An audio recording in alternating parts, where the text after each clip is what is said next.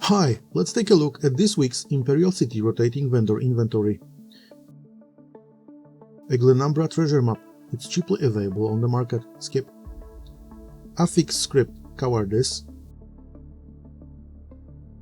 Affix script Intellect and Endurance. Focus script Knockback. Signature script Growing Impact. A lead for the Shadow Queen's Cowl, the thieving-oriented mythic. It drops from the Abyssal Geysers in the Somerset. A lead for the Left-Hander's Aegis Belt, mythic that turns dodge roll into a 1-second damage shield. It also drops from the Abyssal Geysers in the Somerset. Farming world events should be faster than farming 25,000 Telvar, unless you are good at PvP and like slaying Imperial City bosses. Skill style for Momentum from the two-handed weapons skill line. It can also be bought for 20 Undaunted keys from Mash al-Ragath. This choice is entirely dependent on your preference for PvP or PvE. Next is PvP jewelry. Almalexia's Mercy is one of the several auto-healing sets in the game. It is different in that it is a light armor set, scales of max offensive stat instead of health, and has some group utility.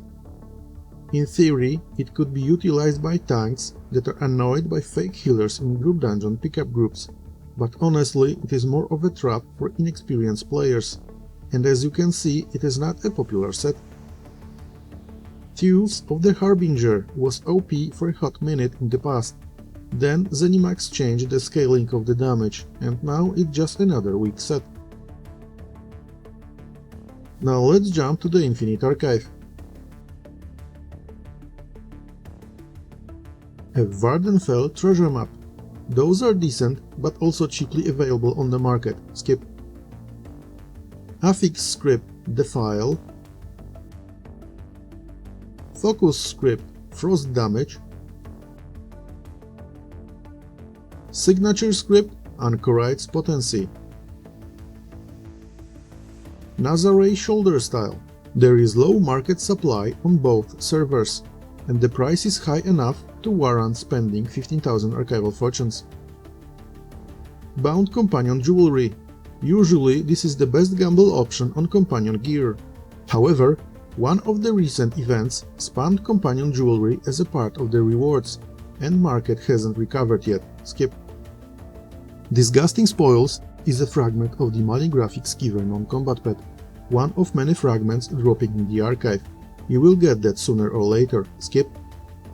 One of 7 fragments of the Dwarven Theodolite non-combat pet from Chulingeth, a public dungeon in Vardenfell, not worth archival fortunes. Skip. A fragment of the skill style for Force Shock from the Destruction Staff skill line. It drops from the boss in the Haladin Lumber camp, Delve in Westweald. Skill style fragments drop easily. Skip. A lead for the Ring of the Wild Hunt, the best in slot mythic for all Overland content. It drops from the world bosses in Malabal Tor, so it's easy to get. Skip. A lead for Rorken Steam Guards, a defensive mythic for players with lightning reflex. It drops from the boss in the Fort Kolovia Delve in Westweald. Skip. A furnishing version of a lorebook found on bookshelves in Murkmire and Rockgrove.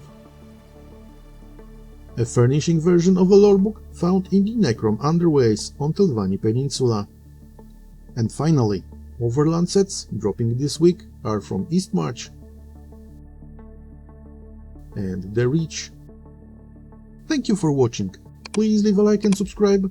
See you in the next video. Bye.